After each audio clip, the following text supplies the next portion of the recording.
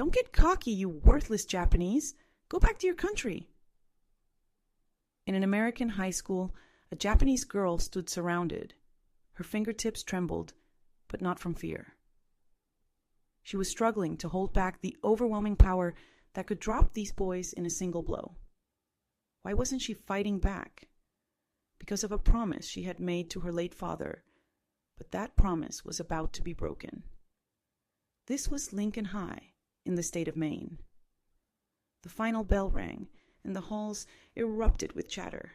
Among the crowd, a single girl tried to disappear into the background, Hana Kawamura, 17 years old, with long black hair and almond-shaped eyes.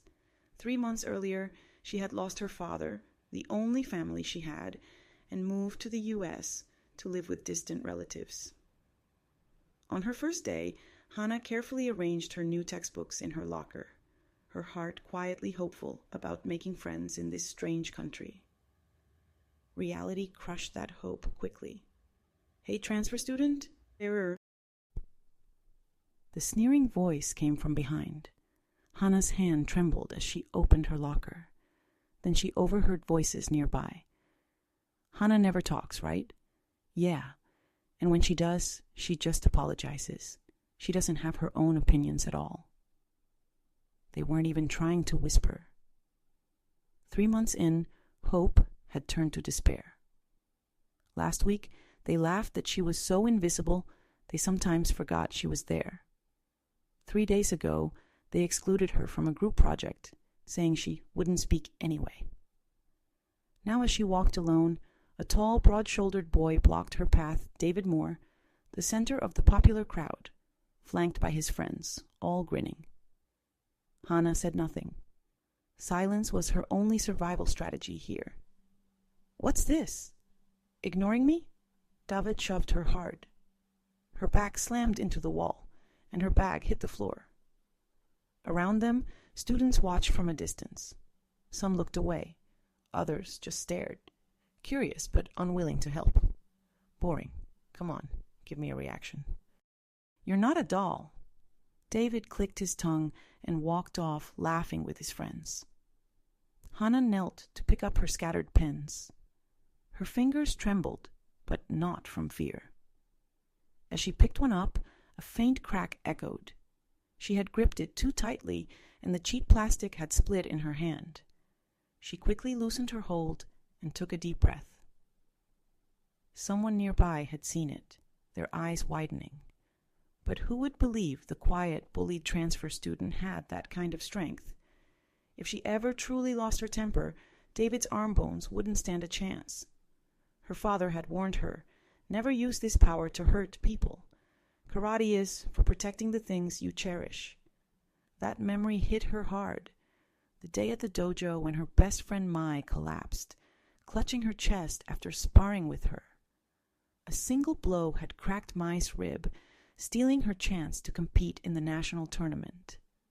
That night, her father had come to her room. "Hana, your strength isn't meant to harm. Karate is to protect. Until you understand what that truly means, never turn it against another person." 3 months later, he died in an accident. She tucked the cracked pen into her bag. She would keep her promise no matter what David did. After school, the dismissal bell rang like a signal of release. Hana left without speaking to anyone, walking quickly through the quiet residential streets until she reached an older shopping district. There, tucked between weathered storefronts, stood the Matsukase Karate Dojo. She looked up at the sun-faded sign. "This is the only place I belong." The moment she slid open the door, the familiar scent of the tatami mats greeted her. It smelled just like the dojo back home in Japan. She changed into her gi and stepped to the center of the floor. The timid, cornered girl from earlier was gone. Her back was straight, her stance unwavering. Slowly, she breathed in and out, then began moving. Gliding steps, cutting punches through the air.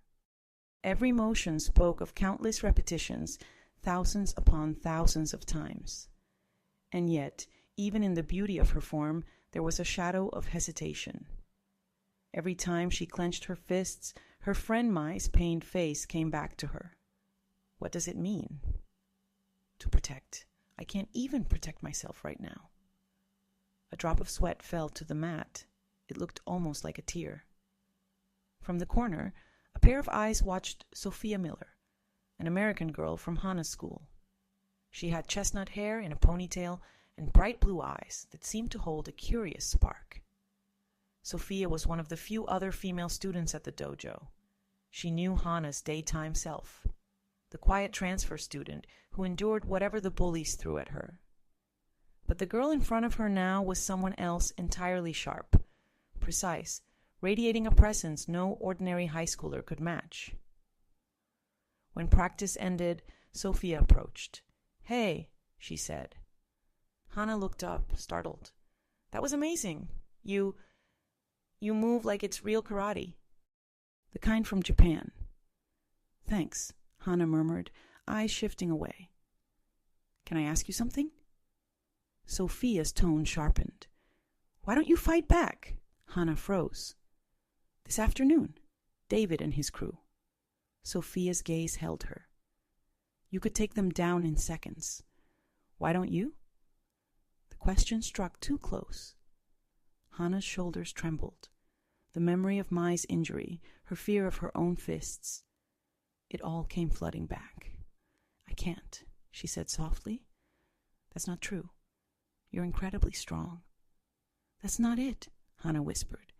"I don't want to hurt people. That's not what karate is for." Sophia let out a short, incredulous laugh. "That's stupid. You get hurt, you hit back. If you don't, they'll just keep walking all over you." "Maybe. But it's my choice." Sophia stared at her for a long moment, then turned away. "Fine. If that's your policy." From the next day, something subtle shifted between them. Sophia began noticing Hana more like when David tripped her in the hallway and sent her books flying. "Say something. Tell him to stop." But the words stuck in Sophia's throat. She clenched her fists. She had started karate to stop being the weak girl she once was, but in moments like this, she still froze. Later, in history class, Hana opened her textbook to find every page covered in black marker. Without a word, she closed it. From the next seat, Sophia quietly pushed her own textbook toward her. "Use mine. I already memorized it." It was a lie they had a test coming, but hearing Hana whisper, "Thank you," made Sophia's chest feel lighter. Even small things changed. In gym class, Sophia deliberately sat beside Hana during stretches, brushing it off with, "There's more space here." It wasn't much, but to Hana, it felt like a shaft of light in her lonely world. One evening after practice, Hana was buying water from a vending machine when Sophia appeared behind her. "Tough day?" Sophia asked, holding her own sports drink. They drank in silence until Hana finally spoke. "Why? Do you help me?" Sophia looked up at the sky. "Because I can't just watch. You remind me of how I used to be quiet, bullied, never saying a word back. That's why I started karate, so I'd never feel like that again." She gave a bitter smile. "But when it counts, I still freeze. Even talking to you that first time took courage. Pathetic, huh?" Hana stayed silent. "I thought you were the same as me. But at the dojo, I realized..." Sophia met her eyes. "You're not weak. You're strong. You just choose not to fight. That's a kind of strength I don't have. And maybe that's why I can't stop watching you." Hana didn't know how to respond, but Sophia's words lit a small flame in her chest. She wasn't alone. A few days later, after school, Hana waited for Sophia at their usual spot in the park. But the minutes passed, and she didn't come. Worried, Hana walked toward the benches and froze. Sophia sat alone, shoulders hunched, trying to hide something behind her back. Her eyes were red and swollen, faint streaks of dried tears marking her cheeks. At her feet, torn notebook pages littered the ground. "Sophia?" She flinched, quickly turning away. "It's nothing. Just the wind blew them." Her voice was too shaky to believe. Hana bent down and picked up one of the pages. It was from Sophia's science notebook, every inch scribbled over with thick black marker. She recognized the messy handwriting. David. He did this, didn't he? No. Sophia shook her head desperately. It wasn't him. Just drop it, okay? But Hana could hear the tremor in her voice. She could see the effort it took for Sophia not to cry again. Inside Hana, something cracked. This is because of me. She became a target because she's my friend. "I'm sorry," Hana whispered. "No!" Sophia's voice broke, tears spilling over. She grabbed Hana's hands. "Don't you dare say that. I wanted to be your friend. I didn't want to lose to people like them. You're important to me." And those words shattered the chains Hana had wrapped around herself for months. Her father's voice echoed in her mind. "Karate is for protecting the things you cherish." She looked at Sophia, her friend crying because she'd been hurt for defending Hana. This is what I meant to protect. Hana rose slowly. "Wait here." "Hana, where are you going?" When Sophia saw her eyes, she gasped. The usual gentle brown had turned sharp, blazing with a quiet fire.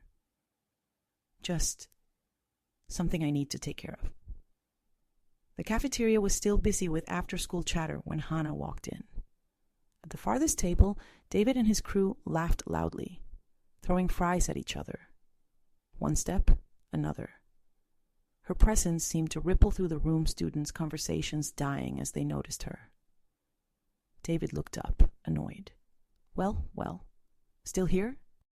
"We're busy, so what did you do to Sophia?"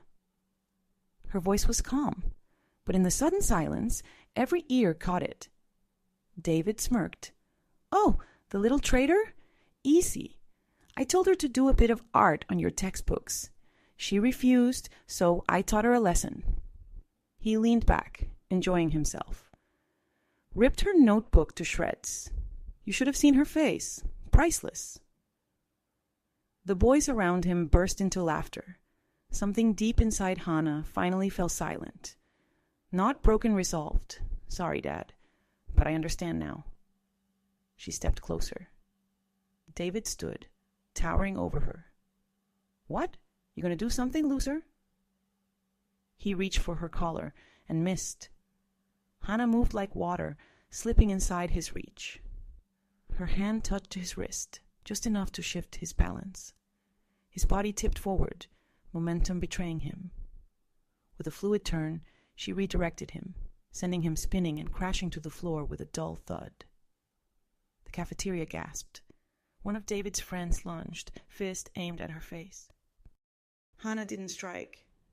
She caught his arm gently, guiding his own momentum past her until he stumbled away. Every attack was met, not with violence, but with perfect redirection. None of them could even touch her. They fell one by one, more from their own force than hers, until the only one left standing was David. Furious and humiliated, he grabbed a chair and swung it down at her. She stepped in, catching both his wrists from beneath. His grip failed instantly, the chair clattering to the ground. Her eyes met his, no anger, no hate, only a deep, quiet sadness. "Stop!" Something in her voice made him freeze, knees giving way as he collapsed to the floor. The cafeteria was silent, the air tight with shock. No one moved until the sound of hurried footsteps broke through. "What's going on here?" It was the vice principal, followed by a few teachers. Their eyes scanned the scene. David and his friends on the floor, and Hana standing quietly in the center. "Hana Kawamura," the vice principal said sharply, "did you do this?" Before Hana could speak, David seized the chance. "Yes! She attacked us out of nowhere. We didn't do anything. His friends immediately chimed in, voices overlapping. "She's lying. We were just sitting here." The teacher's expressions hardened. In most American schools, the one who threw the first blow was punished, no matter the reason. It didn't matter if Hana had been provoked. If they believed David, she could be suspended or worse. Then, that's a lie. Every head turned toward the cafeteria doors. Sophia stood there, chest heaving, a ripped notebook and textbook clutched in her hands. "She's been holding back for months," Sophia said, walking straight toward the vice principal. "Every single day, they bullied her. And when I refused to join in, they came after me. This," she held up the ruined notebook, "is the proof." A ripple went through the room, and then ping, ping, ping. Phone notification sounds began going off all over the cafeteria. Students pulled out their devices, murmurs rising. "It's Liv?" one said. On dozens of screens, the events of the last few minutes were playing. David, bragging about harassing Sophia, tearing her notebook apart, laughing about it. Then Hana's calm, almost effortless defense. "Already over 500 viewers," someone whispered. David's face drained of color.